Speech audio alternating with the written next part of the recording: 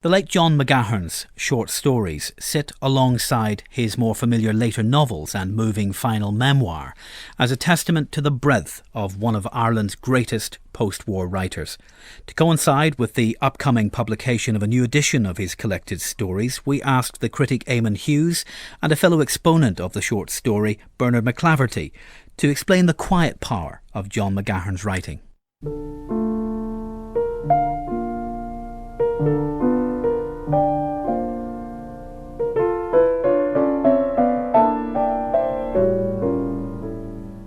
John McGahern is a writer of the top rank.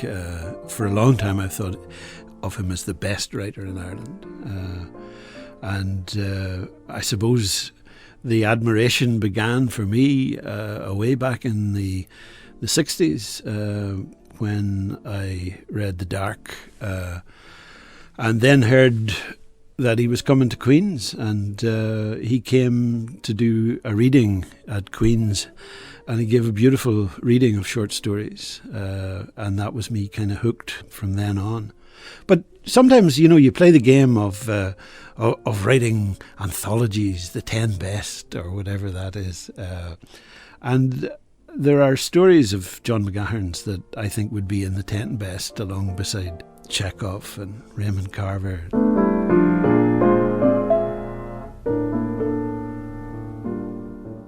I think McGahern's importance as a writer is simply in a league of its own, as far as certainly as Irish prose is concerned over the last 3 or 4 decades.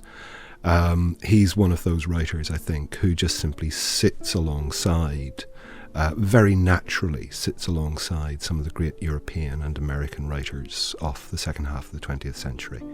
With the possible exception of Brian Moore, I don't think McGahern had somebody of his stature in Ireland. The stories that he has written are so exquisitely crafted and turned, and they take you to such places that you haven't been before. And there's a kind of oddness and quirkiness about the characters that he can put in front of you that I've never seen before.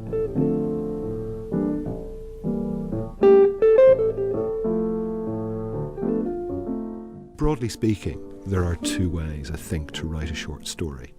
One of those is the short story that has, in a sense, the moment of revelation at the end, where everything kind of turns on its head. O. Henry is often referenced with regard to that. Frank O'Connor from Ireland would be a writer who very often is like that, where the end of the story is almost a punchline.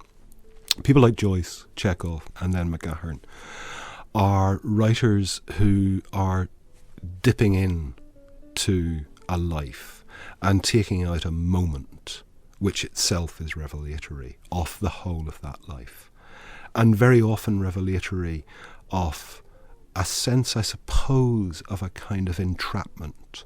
A word that pops up at the end of McGahern's short stories quite frequently is impossibility.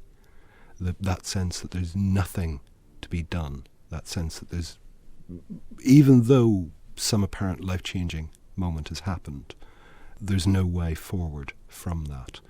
That may make him sound rather grim as a short story writer, and some of these stories, I think, can be very grim indeed. But what you always have to set alongside that, I think, is just simply McGahern's style.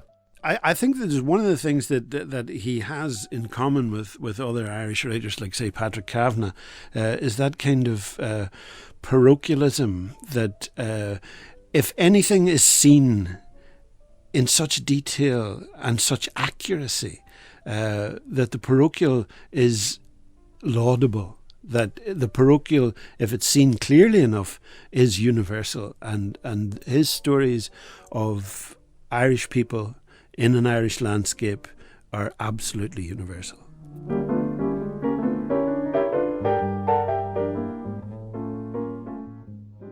Part of his greatness as a prose writer is that he writes wonderful short stories, he writes wonderful novels, and we were lucky enough, actually, before his very sad death, to have a memoir from him as well. So these are the major prose forms, and he's a master of each of them.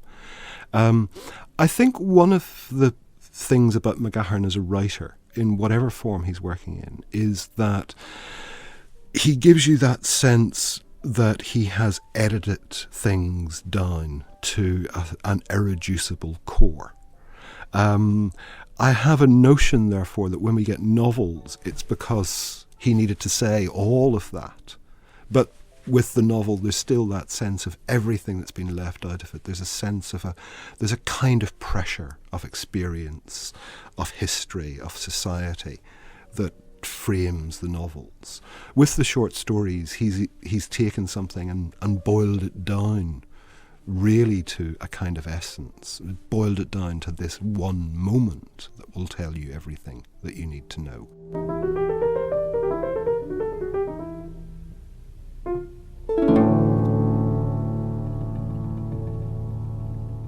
Eamonn Hughes and Bernard MacLaverty.